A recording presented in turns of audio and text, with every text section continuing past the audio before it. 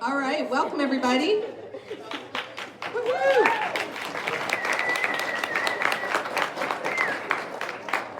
I want to admit to being super nervous. I'm not sure what that's about. I think it's just because I loved her book and I love books, and there we go. And by the way, I was getting dressed this morning and I happened to put on my I Love Books socks, so if any of you have I Love Books socks, feel free to show them maybe after the event. You guys know me already, but there's some things you don't know. I've been a reader my whole life. Truthfully, books transport me. I treasure my time with books. When I was younger, I thought the books I loved and the books that were going to be really important were different, and I was wrong.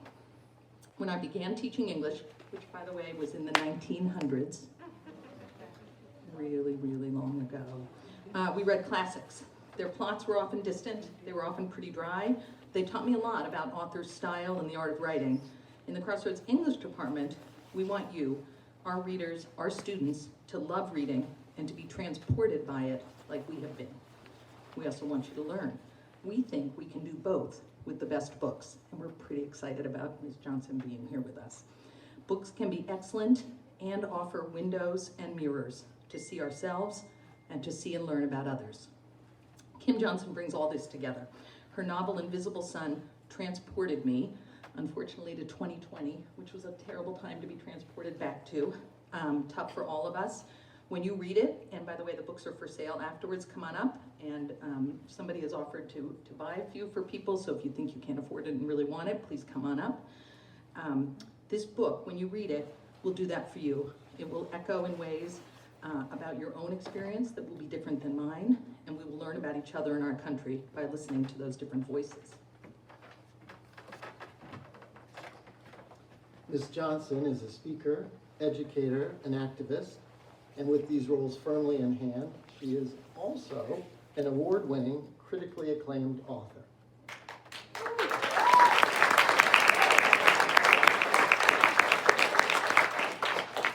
This Is My America has recently been picked up by HBO. I don't know if you've ever heard of that. It's a thing on TV and sometimes on the internet. Have you? Okay, good. This Is My America has been picked up by HBO. So I'll be seeing that. And she's also the author of Invisible Sun, a thriller about a wrongly accused teen desperate to reclaim both his innocence and his first love. A social justice novel that shines a light on being young and Black in America today. Ms. Johnson has held leadership positions in social justice organizations as a teenager and in college, and she is now an author and vice provost. She holds degrees from the University of Oregon, University of Maryland College Park, and an MFA from Oregon State University, Cascades. And today, she is here with us to talk about her art and this novel, and to engage with you as the writers, readers, and activists of the future. Please join us in welcoming Kim Johnson.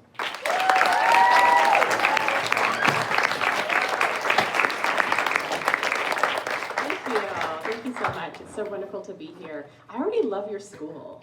I was talking with Lizzie and Caitlin earlier today, and they were telling me just about the vibe of your school and what you're about, and education is so important to me. For the past 20 years, I have worked in higher education. I've worked at 5 different universities, and mostly it's been trying to create access and support for students so that they can actualize who they are. And a lot of my experiences working with young people is what drove me to actually write what I write. I have a couple slides that I'm gonna go over with you, but I'm hoping to leave a lot of time with questions. But I thought I would begin by reading just a little bit from both of my works, so you can kind of get a sense about my storytelling and my writing that I hope resonates with you in a lot of different ways. I'm gonna read from a couple chapters into my novel, This Is My America, which is my debut that came out in 2020. It's about a 17-year-old Black girl named Tracy Beaumont, whose father has been wrongfully incarcerated, and she's been writing letters to free him for the past 7 years. Basically, her own form of activism. The story has got a lot more to it, but I'm just going to jump in. When I write, I love to start my chapters with chapter titles. So it always, for me, I think helps prepare a reader into what they're about to jump into. So this chapter I'm going to read from This Is My America is called The Fast and the Furious, one of my favorite franchises that I watch. I lie restless in bed and listen for movement. The air is thick and hot. There's heaviness in the atmosphere, like so many nights when the past takes over the present. I try and tell my brain it's just the wave of an old smell, a phrase someone says that can put me on high alert. I've never been able to get over what happened enough to live fully in the now, always rush back to the night Daddy was taken from us, a moment that won't erase. My sense of deja vu is heightened by the sound of a vehicle riding down our quarter-mile gravel driveway. I listen more closely, and my heartbeat picks up, throbbing when I recognize there must be 2 or 3 cars driving way too fast for our road. A minute later, a knock at the door jolts me.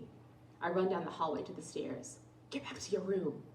Mom was already at the front door, and she waves me away. Who is it? I mean to whisper, but I'm yelling. She looks through the peephole and rests her face on the door. I see the lights flash blue and red before she confirms it. Police, Mama whispers. She doesn't need to say more. Something awful has happened. Corinne meets me at the stairs in her rainbow pajamas. She clutches her thin arms around me. What is it, Tracy? Everything is fine. Go back to bed, I say, although I'm holding her as tight as she is me. I want to let her go, but I'm frozen. My heart is beating in my throat, pounding, thrumming out through my ears. Over my shoulder, I glance at Jamal's room. There's no way he's asleep so fast. Inside, I'm tangled up, searching for a reason why they're here. If I was standing by Jamal, we could look at each other without saying a word. Just know it's them that's wrong, not us. But something went down with Jamal, and whatever it is, I sense I should let him be. I leave Corinne and make my way downstairs, my Know Your Rights training kicking in. Mama waves me back, but I don't stop. I'm concerned it's gotta be about Daddy. He's hurt. Worse. So that's just a snippet from this story.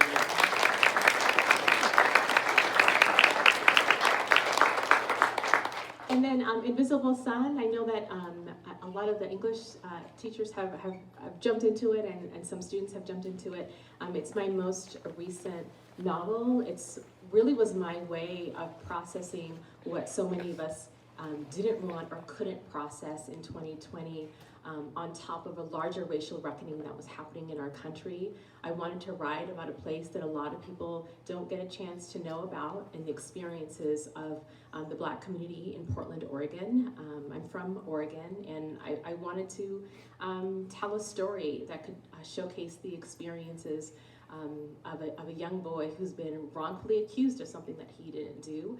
A lot of my stories have mysteries and sort of thriller components associated with it on top of social justice topics. So the other thing with my chapter titles, I wanted to do something a little bit different with this novel. So I utilized music song titles for all of my chapter titles. So I'm just gonna read just a little snippet so you can kind of get a flavor. So the first novel was Tracy, a female protagonist, and this is Andre Jackson, a male protagonist. And I'm reading from the chapter called Don't Speak. February 27th, 2020. I live in the widest big city on the blackest block, simultaneously seen and unseen. I used to hate the erasure, but now I don't mind if I stay hidden, especially since McLaren Youth Correctional Facility is in my literal rear view. But the longer we idle in Portland traffic, the more reality sinks in that that's not how any of this works. Marcus tries to bury this truth with conversations on moving forward, on possibilities, but it will be hard to shake the strike against me as it is for the windshield wipers to win their battle against this torrential downpour. Marcus's and my coexistence in this car proves that fact. There will always be somebody to check me, to explain myself to keep at a distance, which makes who I roll with matter more than ever. And I don't mean my boy Boogie, who knows I'm more likely to be up late reading Octavia Butler or scouring through my collection of Black Panther comics than be hanging out. I mean my other so-called friends. Correction, white friends who've known to mouth off an officer without fear, who don't think twice about trying to be anything they want. Meanwhile, I'm not trying to be nothing at all. Marcus hands me coffee he picked up from the first drive-thru after we left the facility. Coffee is nasty. My stomach can't take it, but I also can't say no to him. I'm so close to semi-freedom, I'm not taking any chances. Not today. Dre, how you really feel about this? Marcus adjusts his mirror like he'll see better. All right, what am I supposed to say? Living the dream, riding with my probation officer. Can't wait to get home so I can still be under surveillance. I know I'm wallowing in my situation, which isn't like me. I'm the type to kick my feet and claw my way above water, even if it's only with words. But staying silent seems like the best way to just get home. Besides, he's asked this same question 11 times. He wants something deeper because he takes my silence as not caring. But he's wrong. I do care. My life felt like it was about to be over until I got community monitoring. But even without more juvie time, I'm still twisted inside with all types of feelings. Like how I got caught up in the first place. And how bad I want to roll down the window and let the rain drench me as I yell out, I'm free, it's a wrap, dunzo.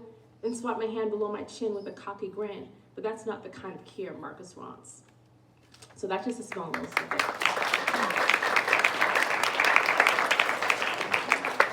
So I'm just going to tell you a little bit about me. Oftentimes when I go to different places, people want to know, like, how did I become writing? Where did I become a writer?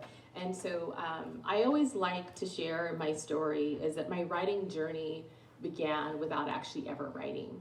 I love to ask people this, and I'm going to allow you to shout out what you think. So I really want you to guess. So I'm 44 right now. I want you to guess, how old do you think I was when I wrote my first sort of full creative story? 35? 35, 17, 21. 7, 21, 10, 22. 18. 12, 18, 14. 32. Who said 32? Raise your hand proudly. 32. 40. 32 was when I first started writing. Good guess. Yeah. I never thought of myself as a writer, but I was always a dreamer. I'm a mother, I'm a daughter, I'm a sister. My lived experience is what fills my stories. That sort of first image there is that me with the cute little red and white dress. That's me and my sisters and my mom. The picture in the middle, my journey of like the core of my stories and the sort of the hope and the thing that stirs me in all my stories is that I was always called to move. I was always called to take action as even a very young person, starting in 5th grade. If I saw something that didn't sit right with me, I wanted to ask about it. I wanted to do something about it. It upset me when I saw something wasn't right, even if I didn't quite understand the reasons why. And a lot of that was through my own growth of my own identity and who I was and what I stood for and what I believed in. And being involved in communities and organizations. And a lot of that vibe and a lot of those things are the reasons why I work in higher ed and why I love to write young adult works.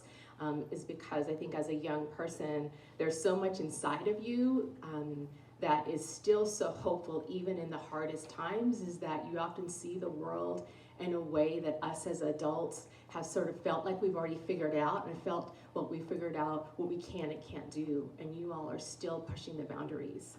And so you all, as young people, inspire me to do what I do and dream what I dream.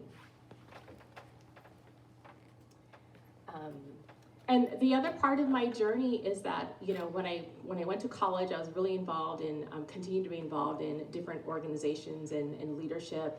And I believe that my route to change was working in higher ed and becoming an administrator.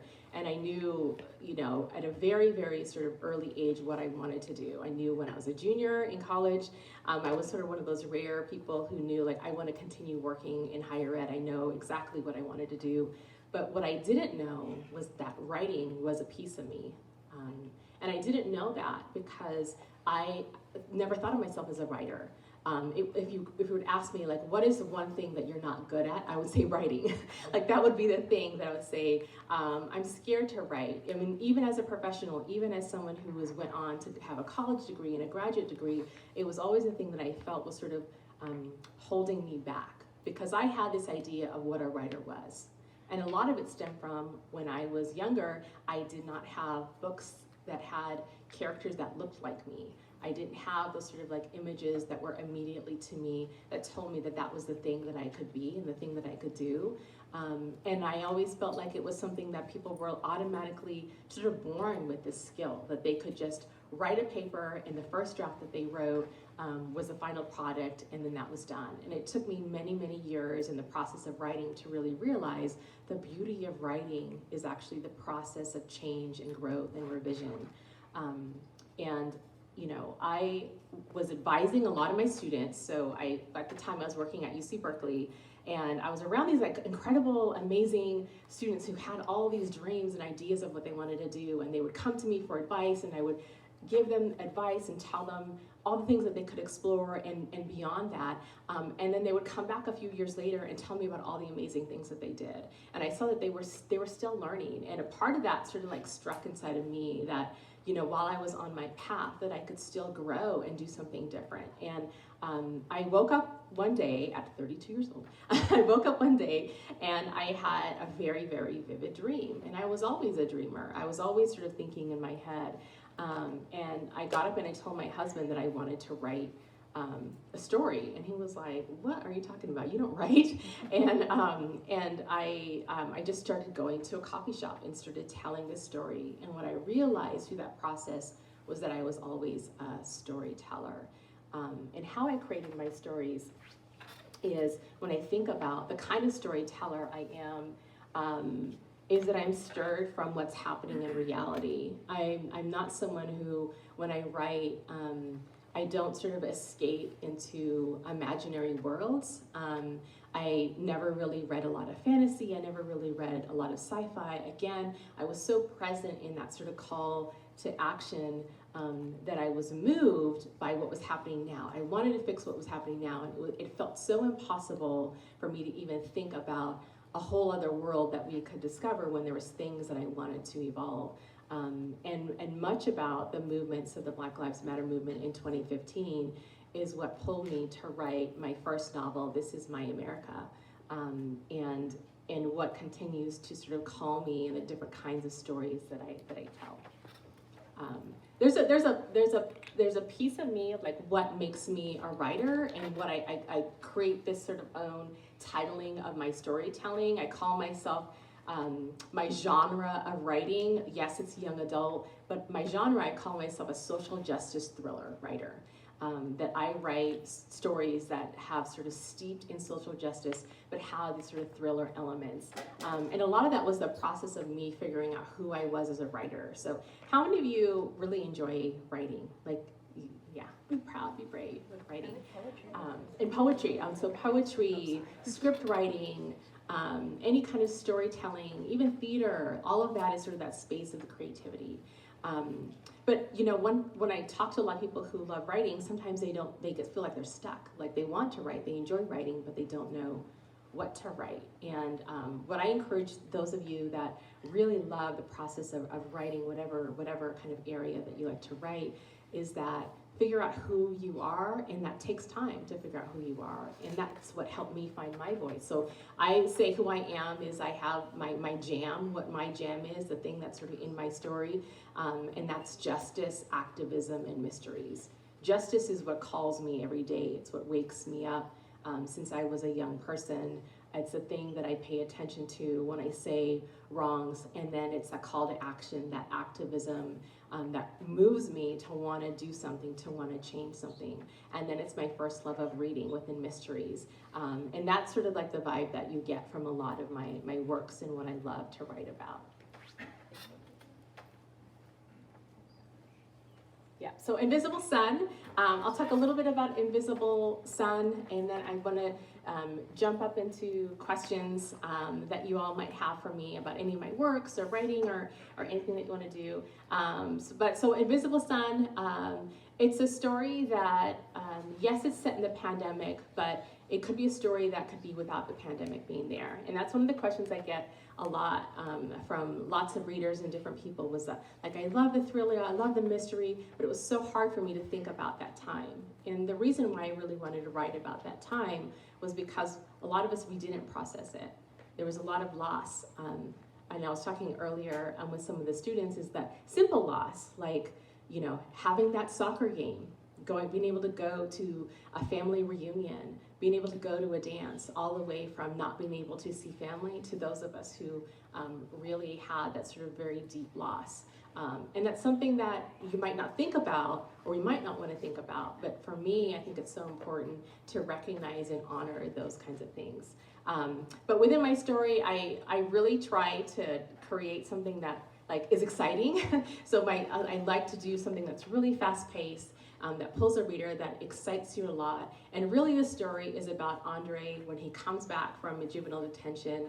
He's really looking for his friend, that's his neighbor from across the street, but his friend is missing.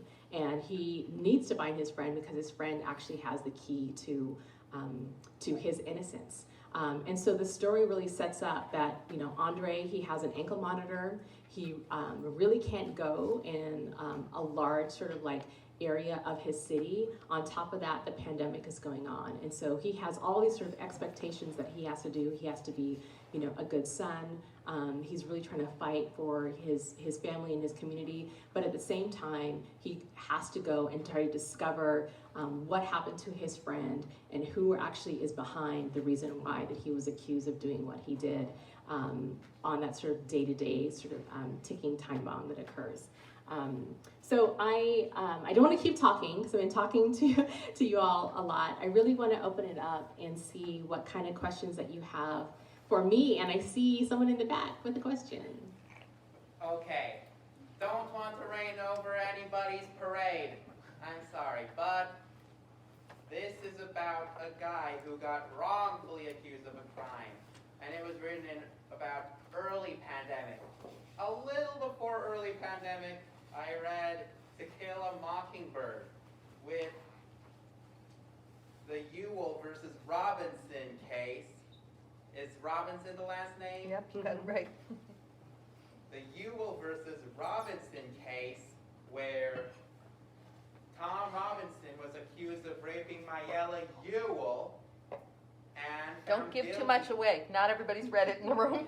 7th and 8th graders haven't read it yet, so don't tell the outcome of the trial. Uh-oh. Sorry, Isaac. I will tell the outcome of the trial. What's your question? But it reminds me, but since I read it back then, and the Ewell versus Robinson case is like wrongful accusation on the basis of race, does this remind you of the Ewell versus Robinson case from To Kill a Mockingbird? Thank you. Thank you for your question. I would say definitely there's some elements that are there, and I would actually say This Is My America probably rings even closer to that. I always tell schools, I'm going to go on my little tangent here. I always tell schools To Kill a Mockingbird is a classic, and it needs some revamping. And so if you're a school that, you know, part of the curriculum is you have to teach To Kill a Mockingbird, I say you don't have to pair it with my book, but you could pair it with something more contemporary from the perspective of actually a Black writer writing from their sort of lived experience. Because the challenges that I have with To Kill a Mockingbird is that it was sort of really written from an external perspective. You didn't really learn much about the people who were accused in the communities that were there. And a lot of that is actually what inspires me to write. So kind of going back to your question, a lot of that is what inspires me to write what I write, is I didn't have stories that I felt like actually knew my own either lived experience or the world in which I know from my lens and my experience.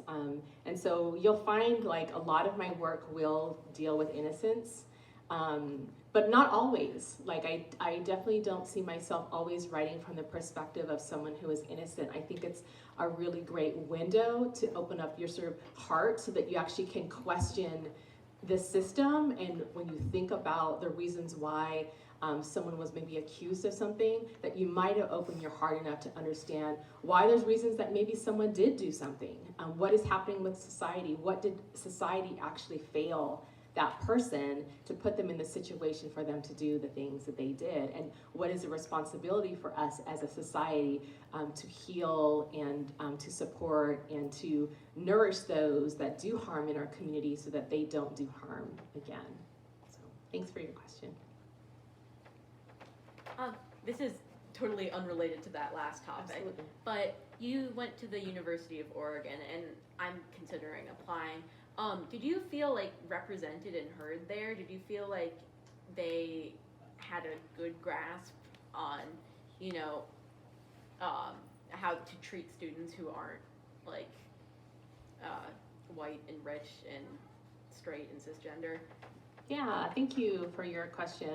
I think my experience having grew up in Oregon and having worked at the University of Oregon for 10 years is really similar to many public white institutions that do not have often a majority diverse representation, and they don't have that representation in faculty, is that there are areas that challenge institutions. And so I don't think the University of Oregon is any different than many of those other institutions. And there's a particular history with Oregon. I think they're very open and larger representative of the LGBTQI population, and it's an easier grasp for them, I think, to get it. I think with underrepresented students, it's a little bit harder because there isn't that representation, but I've worked in a lot of different areas and helped support a lot of growth, and I think that that's an important question that all of you should have in understanding like what you need when you think about going to college, like what kind of supports and what kind of environment is there for you, and figuring out what those support networks are to be successful. How much are you willing to fight? And how much are you willing to fight? Yeah. Yeah. Thank you for your question. Yeah. So, like, for other people who like to write but don't necessarily run into writer's block, or more so are nervous to show that writing, like those internal feelings, like, did you have to get over that when you first started writing? Yeah, I love that question, and I want to make sure everyone hears it because I think it's a really important question. And it's about sharing your work when you're a writer, and what sort of like what it takes to sort of maybe get past that, or what's needed for that. It is hard. I think like any art or any creativity, you're opening up people to your mind and how your mind thinks. And you know, everyone has their own opinion. Like for me, reading my work, every single person in this room is going to have a different perspective of that. And what I would say to sort of get through that is to trust in who you are and yourself and what you're trying to do, because it's really important for you to start finding people that you trust, that will be really open and supportive of your work, and not automatically go into the criticism or like, you know what, you should change. And I think the one sort of helpful tip that I would share for anyone who is a writer or a creator is to be really clear with what you are hoping to get out of the experience when you share. So if you have someone that you feel really good about sharing with, tell them beforehand what you want to get back from them. So if you want to get back feedback in terms of, I really want to improve this, I really want to get your feedback, then ask them that. If you just want to be like, this is my dream, I've never shared this with anyone, I just want to hear from you what you liked about it, because then they're going to actually just share what they liked about your work, and that will help build, I think, that confidence to be able to share it with more and more people. And you know, my process of writing, so I'm 44, I published my first book, This Is My America, in 2020. I started writing like 2011 is when I started writing, and it took several years for me to like slowly share my work, and then get to the point where I actually would share with agents. So when you're traditionally published, which is getting your book in a bookstore and you all being able to access the book. You have to go through a lot of filters and a lot of different people to really accept your work. And that process of getting what we call rejections, so we call it rejections, when you share your work with an agent and they don't want to represent you, you get a lot of these rejections. And that just gave me the armor, so that like now with my book, if someone doesn't like my book, like I'm okay. Okay, well my book wasn't for you then, or maybe you're not actually ready for my book yet, or maybe there's something different that you want to do. And so I would say start small and be really specific with what you want to get back, and don't take someone's criticism, or maybe it's not for them, or even the thing that happened to me a lot is that you'll share your work with someone and then you never hear from them again about that work. And you know, and that's like a really hard place to be, because you're like, did they not like it? But you have to realize like some people just really, you know, they want to support you, but like reading might not be their thing, you know, or they just don't know how to provide that kind of feedback. So yeah, but I would say keep writing and get to the point of finding like a trusted person to share it with. Thank you. Is the reason you wrote some of these stories are they based on true events, or did you just come up with the stories at the fall? Yeah, I love that question. The question was, are my stories based on real stories, or stories that I just made up the plot? And I would say both. It's really important to me that my story, while still fiction, while still me creating, people can read it and be like, I saw that happen, or I've heard about a story about this happening, or I know that someone has had this experience before. And so to do that, I do a lot of research. I read a lot of like books and articles and interviews, and interviews in terms of reading interviews, but actually interviewing people who've had varied experiences. And that helps my storytelling, so that even when someone is reading it, knowing that it's fiction, the question I get all the time is like, is this you? Like, is this me? Is this my story? And that's such a compliment to me, because it takes a lot of work to do it, and it's really important for me to do that. So thank you. And there's some hands. Okay, hi. Many of our students are like heading off to college and starting to apply to college. And recently the Supreme Court had like took away affirmative action. I just wanted to know your thoughts on that decision and the future of education. Yeah, oh my goodness, that is a very good question. Like, which hat should I wear? Should I wear my political hat, or should I wear my university hat? I think I'll wear both my hats. It was very disappointing that there was a shift and change in terms of the admissions requirements around affirmative action, especially since a lot of areas that actually truly impact admissions, like legacy admissions and privilege and other factors that accept admissions. So that to me is really unfortunate. I am a true believer, and I hope you see it in your school, being a very diverse school, is that you know, we can commodify education and just say, you know, we're going to get the most competitive applicants, whatever you define as competitive, right? So everyone gets to define what the competitive is. You can also have a very different perspective of, we can create the most intriguing and innovative and next generation of leaders at our institution, and that is our goal. And your level of what competitive is might look different in terms of what that competitive nature is. I believe that if you're not in a room with a lot of diverse thinkers, and that goes beyond race, ethnicity, gender, identity, ability, that goes beyond that, because we all have our own sort of individual lived experiences. There might be similar threads and lenses, but if you're in an environment where you actually don't get to have that perspective, then you don't really develop critical thinking. You don't think about the world globally. You don't think about a lot of those other factors. And so I think it's an unfortunate incident. And what I believe is that the institutions that find their way through that process, and there are many, they will be the institutions that are very successful, because they care and they're willing to adjust and adapt. And the ones that are like, oh no, I guess that's too bad, we won't be able to do that, they were the universities that weren't committed to diversity and access in the first place. And I would look for institutions that show an actual true commitment and don't just sort of have kind of like wish-wash language of, oh, it's so bad, it's too bad, it's unfortunate, kind of thing. So yeah, that's my thoughts. Thank you. You're welcome.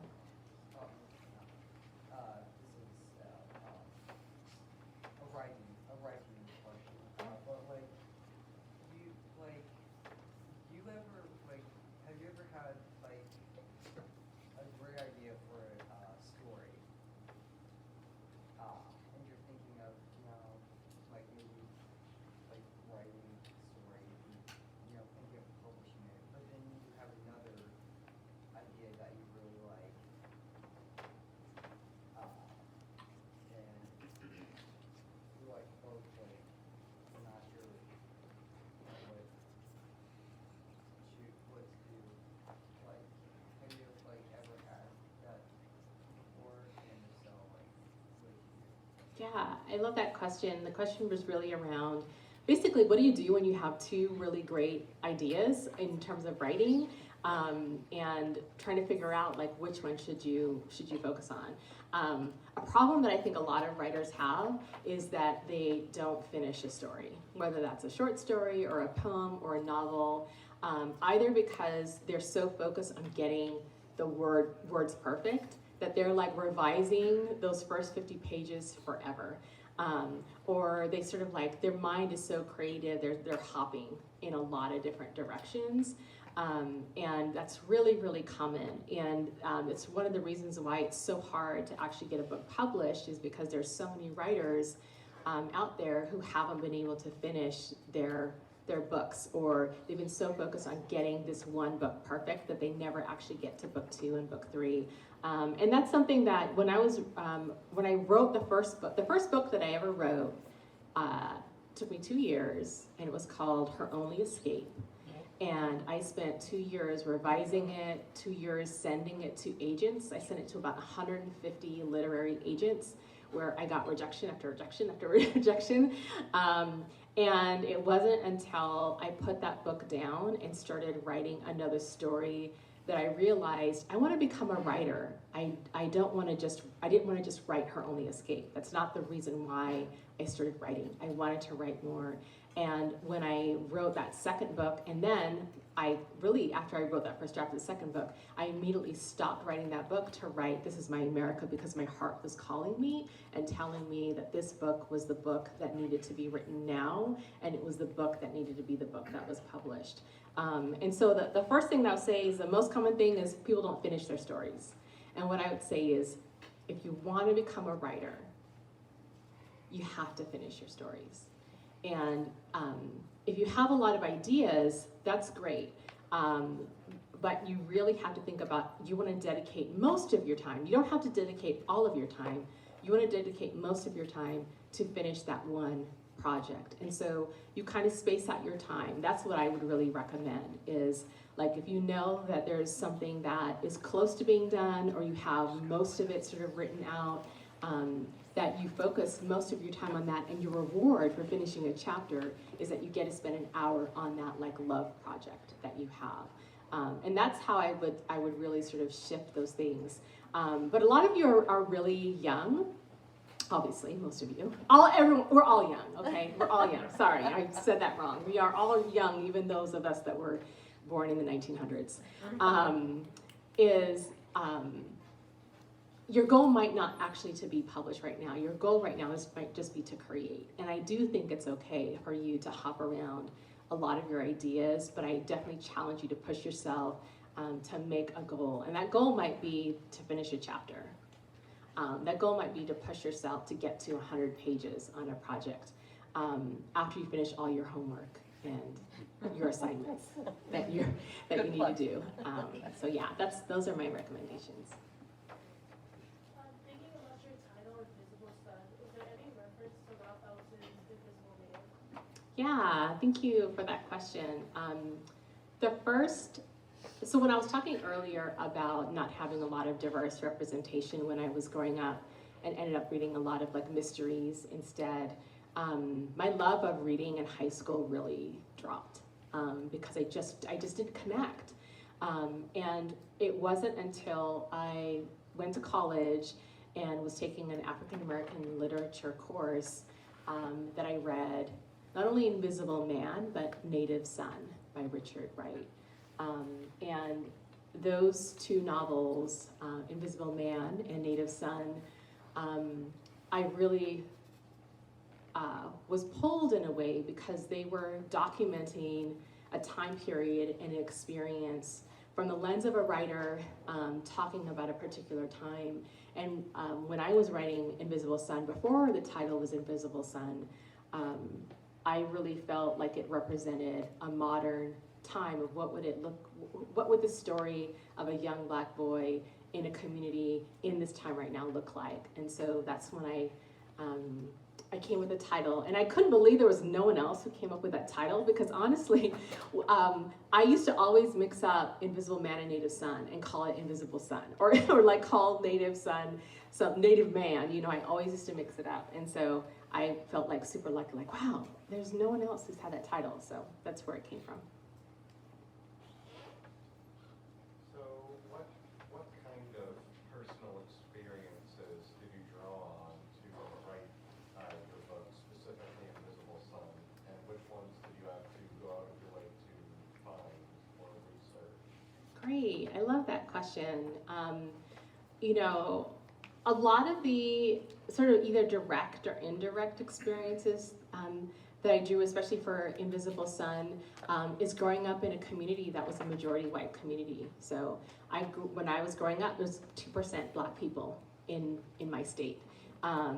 In my high school, there was only 5 Black students in my grade, in my grade when we graduated. And so the way in which Andre in this story, and even Tracy in this story, navigated an environment where a lot of people didn't actually really have a lot of friends that were from a different race or ethnicity as them, and the kinds of questions, the kinds of biases that come with that, and what that feels like, was ingrained in my being. And I'm writing from that perspective of navigating a world where you have diverse friends, but your diverse friends might not, you might be the only diverse friends that they have. And what does that experience look like? And how do you sort of identify your own identity? So that is like threaded through all of my work, because that was my lived experience. Being involved in activism and organizing around issues that happen, that you all have experienced in your own communities, that we sort of witnessed happening around the country, and really paying attention to the ache and pain of those stories are definitely embedded in my work, and aren't a hard reach for me to pull from, because I'm aware and awake and involved in those kinds of things. The things that I had to pull more on both my works is really a research around systems and structures.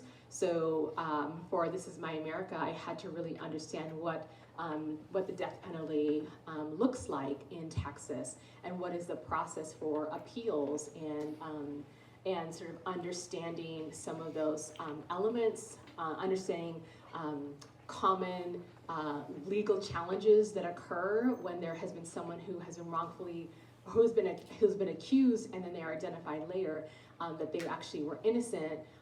What were the ills in those things? And so researching like very common things happen with that, and very similar with that. With Invisible Sun, the other thing that I was aware of, but I had to do a lot more research, was really understanding how the state of Oregon was created, and the laws that they had that really sort of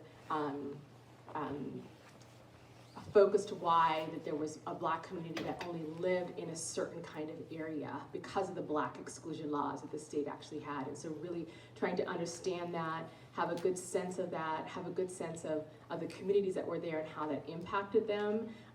So I was able to sort of tie historical research with the research of the folks that I know from that community together to kind of tie a really tight thread, which is like my favorite sort of way in terms of writing, is just taking historical and thinking about the past and its impact to the present. And one of the reasons why it inspired me for my third book, The Color of the Lie, to actually write a historical thriller set in 1955, because there are so many similarities that we see today that are just from the generations born after that. I know you mentioned you're a mom. How has being a mom changed your perspective on writing and the content you produce? I love that question. So I'm a mom of a 16-year-old boy and a 9-year-old girl. And, you know, my first love of reading, like I said, is mysteries and thrillers. I like watching dark stuff, like, you know, crime, detective, supernatural things. Like, those are the things that I really enjoy reading and watching.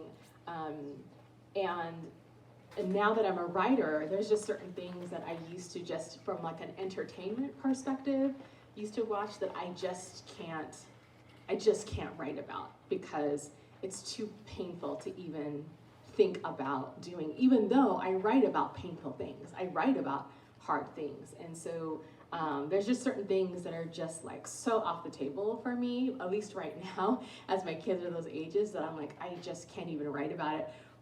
Or if I do, a lot of the way that I write is that I don't want to do harm to my readers, especially who when they see the covers, they see themselves in the covers.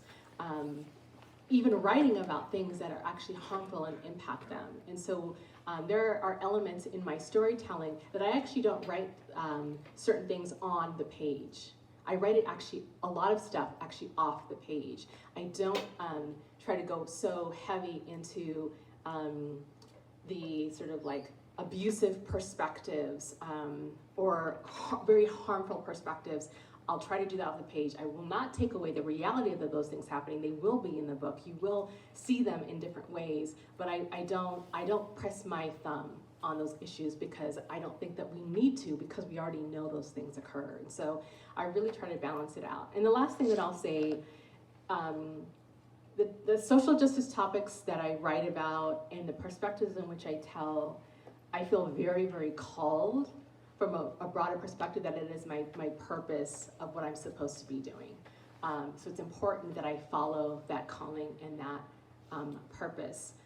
But while writing this work, it's also important for me to show the full humanity of the people in the stories, that they are not the victims at the end of something, but they actually are beautiful beings that love and have friendships and families that care for them. And so a lot of my stuff, even when I have hard things happening, I always have something light happening. I always have something fun. I always have some kind of love triangle or love relationship happening, because to me that's like the full humanity that I'm really trying to bring into my stories.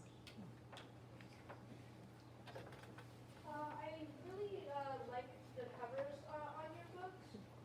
Could you tell us a little how they came to be and how they represent your stories? Yeah, thank you. I love art. Like, I was like spending a lot of time like looking at all the art that's on the walls here in your school that make it such a beautiful school. I love art. I love symbolic art, and I shared those elements with my publisher, that I really wanted to have bold, in-your-face, Black characters, because I didn't have that when I was younger. And I wanted it to be artistic, and I wanted it to be sort of whimsical in different kinds of ways. And so they found this artist called Chuck Stiles, that's his name. His name is Chuck Stiles. And my cover was the first cover that he did.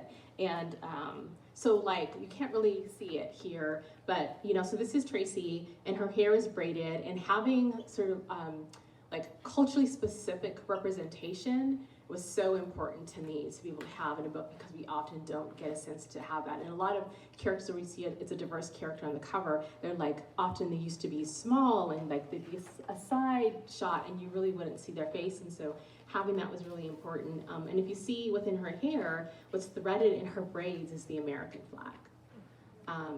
And she's wearing an earring, and one earring is a handcuff, and the other earring is Africa.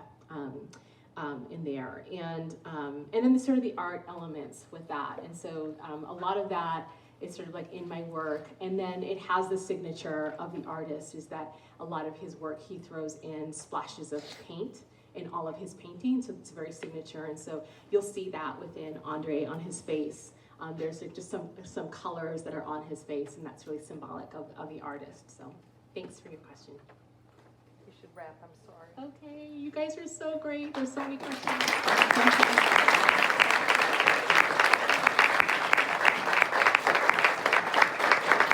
Thank you so much. I really appreciate it. I really enjoyed speaking with you all today.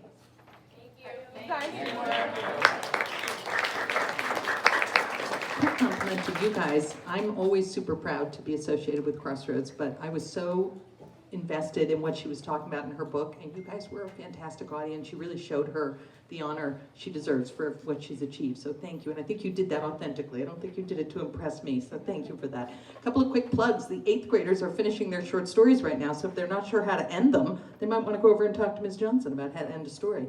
Novel Neighbor brought us this event. Novel Neighbor is an independent bookstore in Webster. It's fantastic. You want to go there, you just want to stay there. So go and visit. Take your family. Tell them to buy their Hanukkah presents for you there or any other things they're doing. Also, go to the Novel Neighbor website to find out about the St. Louis Teen Book Festival, which is the reason we have Ms. Johnson in our city today. They have tomorrow. It's tomorrow. They have scores of young adult authors coming. And Ms. Johnson will be there. You can go again. It would just be a great way to engage directly with authors, to listen to a panel, and so forth.